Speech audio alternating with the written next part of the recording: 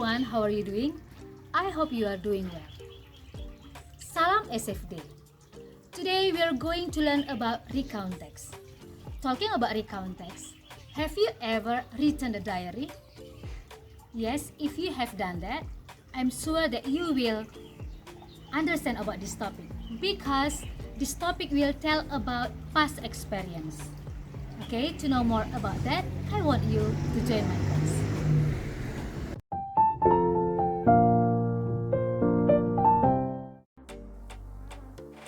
Hello everyone, our topic now is about recount text. Do you know what is recount text? Maybe you have ever written the diary. On your diary, you wrote about your activity in the past. Yep. You wrote about your experience in the past. So now we'll talk about that. I will tell about that. So let's start. Before we learn, I will tell you about the learning objective.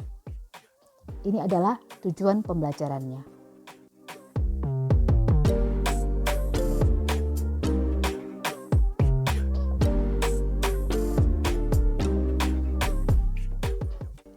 What is recount text?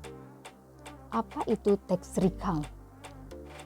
A recount text is a text which retells events or experiences in the past.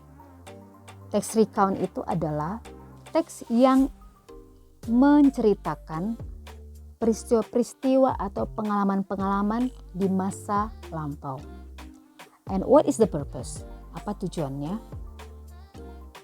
The purpose is to tell the readers what happened in the past through a sequence of events. Jadi tujuan dari teks recount ini adalah untuk menceritakan kepada pembaca apa yang terjadi di masa lampau melalui rangkaian urutan peristiwa. Okay? There are types of recount text. Ada beberapa jenis dari teks recount. The first is personal recount. What is personal recount? This usually retell an event that the writer was personally involved in. Jadi jenis-jenis dari teks recount ini ada 3. Yang pertama personal recount, yakni teks yang biasanya menceritakan peristiwa di mana penulis terlibat secara pribadi dalam pengalaman tersebut, dalam kegiatan tersebut. Ini yang sering kita tuliskan dalam diary kita. That's personal recount. The second is factual recount. Yang kedua adalah factual recount. What is it? Recording an incident, for example, a science experiment, police report, etc. Ya. Jadi factual recount itu merekam suatu kejadian, contohnya adalah percobaan ilmiah, kemudian laporan polisi, laporan investigasi, sebagainya.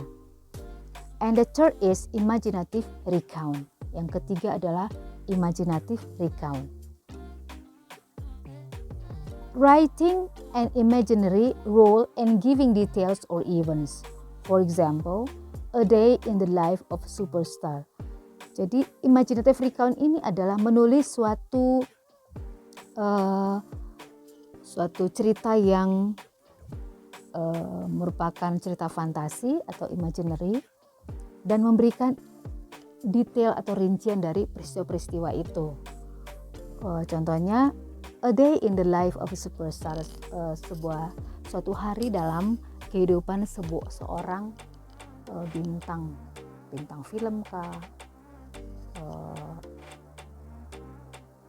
dan sebagainya. So there are 3 types of recount text. Okay, and then the text structure of recount text. Ada susunan dari struktur dari teks recount ini. The first is orientation, the second is event, and the third of reorientation. Jadi ada 3 dari teks structure dari recount text ini. Yang pertama adalah orientation, event, and reorientation. Orientation, it gives the readers the background information needed to understand the text, such as who was involved, where it happened, and when it happened. Jadi orientation ini memberitahu pembaca mengenai informasi dari latar belakang yang dibutuhkan untuk memahami teks tersebut. Contohnya, siapa yang terlibat dalam peristiwa tersebut, di mana terjadi, dan kapan itu terjadi. That's the orientation. And then events, a series of events ordered in chronological sequence. Jadi rangkaian peristiwa ya yang disampaikan secara kronologis. Ya, and the third is reorientation. A personal comment about the event or what happened in the end. Reorientation adalah orientasi selanjutnya yang merupakan komentar pribadi dari orang yang terlibat dalam peristiwa tersebut mengenai apa yang terjadi di akhir cerita dan sebagainya. Okay. And language features. Apa fitur-fitur bahasa yang dibutuhkan dalam teks recount ini? The first is introducing personal participant. Yang pertama, memperkenalkan pelaku yang ikut serta dalam peristiwa tersebut. Menggunakan I, my group, my family, my school, etc. The second, using chronological connection.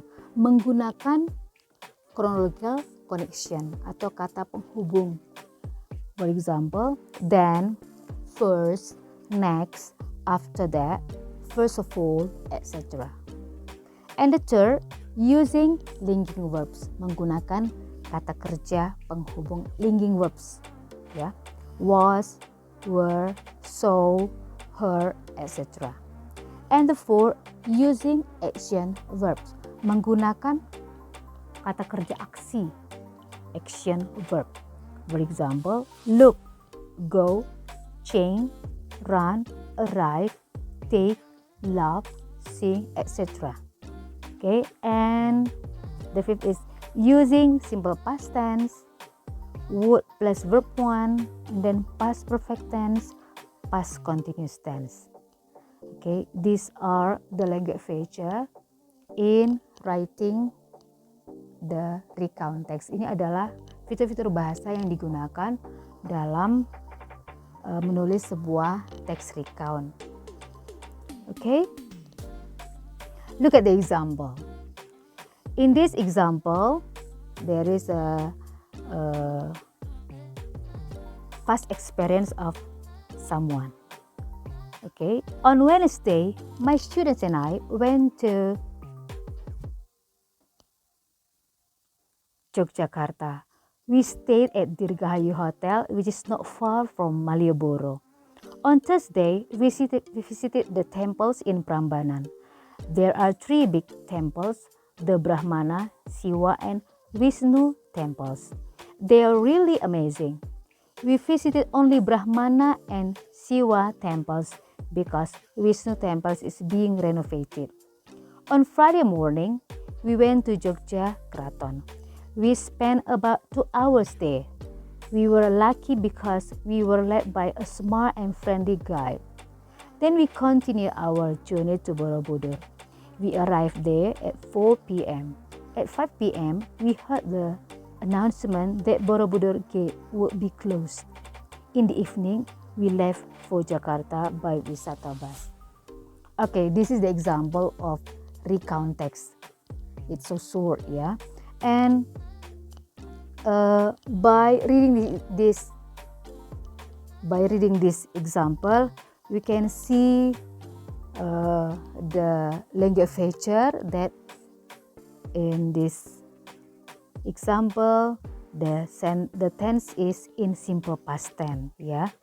And then you can see the using of personal participant like my students and I, yeah. And and so on. Okay? And I want you to do this assignment, yeah? Based on the text above, please find the text structure of the text and write them down on your exercise board. Okay? Based on the text above, please find the text structure. What are they? The orientation, events, and reorientation. Okay?